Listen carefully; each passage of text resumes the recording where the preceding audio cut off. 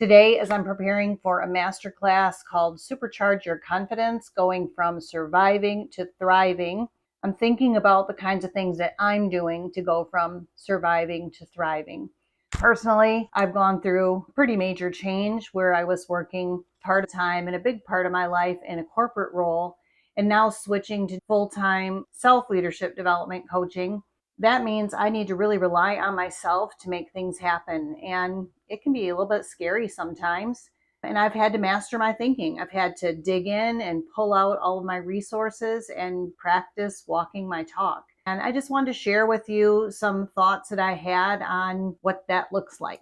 So one of the things that I did was I started practicing the central question. In my earlier videos, Becoming More Valuegenic, I talked about using the central question to help you make better decisions. It was developed by Peter Demarest and Harvey Schoaf, and they talk about it in the book Answering the Central Question. The central question is, what choice can I make and action can I take in this moment to create the greatest net value? It's extremely helpful to use to start programming your mind to think differently, but especially in the face of a transition or something where you feel unsure. I was setting my timer on my phone or my alarm to go off every single hour. It would interrupt me and I would be reminded. I labeled the alarm, what choice can I make, so that I could think about what the choices were that I was making at least every hour to help me stay on track.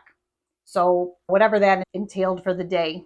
There are a couple things, goals that I set for myself. I want to be more healthy, and being more healthy involved drinking more water for one, which until the last few years has been really difficult.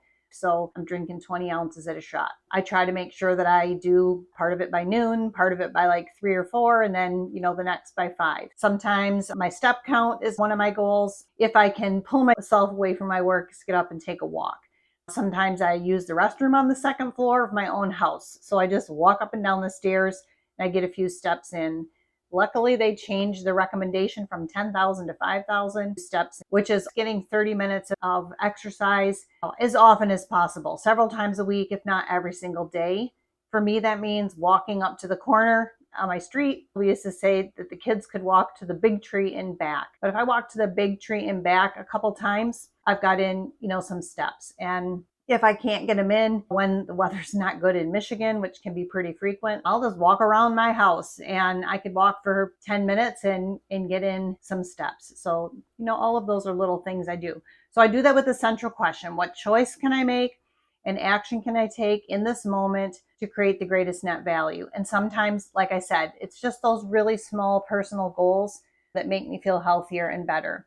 Now, in terms of my thinking around a transition and the scary part about it, because, drinking water is not scary, but sometimes invasive thoughts will come in, self-limiting thoughts or self-doubt. I would literally just tell myself when I was having a negative thought that I don't have time to think about that right now. So I know that seems kind of simple, but when I notice the thought and I tell myself, you don't have time to think about that right now, I could put it on the side and put a pin in it, is how I would think about it, pin it up on an imaginary bulletin board. And then I hopefully wouldn't even come back to the thought at all. But if I could tell my mind that I would put it aside, it was just a really helpful way for me to deal with it. So that's creating a new habit with the central question. What choice can I make and action can I take in this moment to create the greatest net value? And creating new thought patterns is not easy. It takes some practice. But that is one technique that I found really helpful. And I hope that you might find it helpful too. So thanks for listening. I will do these bonus videos a little bit more often, and I look forward to talking with you again soon. Stay tuned.